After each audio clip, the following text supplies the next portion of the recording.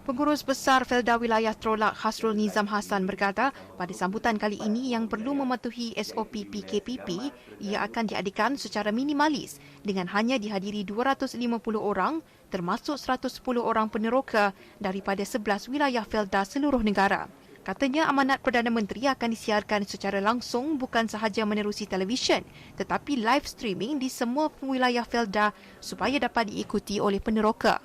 Yang Amat Berhormat Perdana Menteri akan mengadakan sesi interaktif secara live streaming bersama peneroka di 4 buah wilayah iaitu di wilayah Segamat, Terengganu, Jengka dan Alustar, dan setiap wilayah akan mengumpulkan seramai 20 hingga 30 orang peneroka mengikut keluasan tempat dan mengikut SOP yang telah ditetapkan.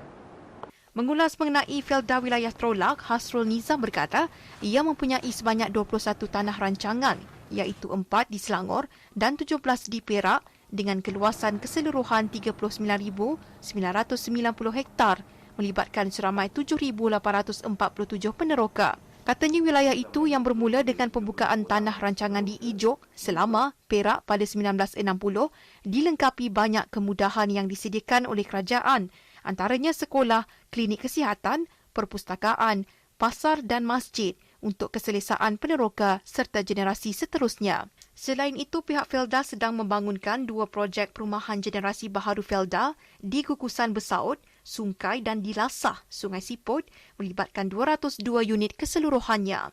Sementara itu, Ketua Peneroka Felda Trolak Selatan, Muhammad Hassan Baharin, 71 tahun, yang menyertai tanah rancangan tersebut sejak 1979 berkata, Felda sentiasa memastikan peneroka dan keluarga mereka hidup dalam keadaan selesa.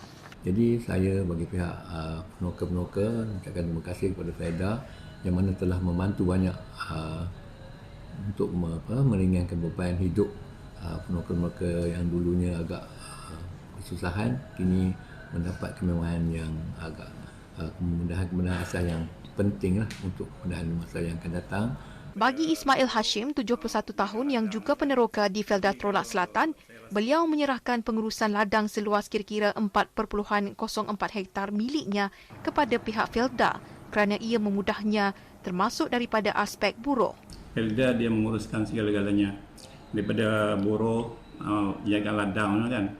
Jadi kalau saya rasa walaupun saya boleh mengusahakan tu, saya takut satu hari bila saya tak mampu mengusahakan, anak-anak dah bekerja luar. Anak-anak pun tak tahu ladang di mana ladang. Yang nak ganti amak alih tempat kita kan. Jadi itu yang sebab saya tidak mengambil alih. Sebab saya mengusahakan, saya serah pada Felda.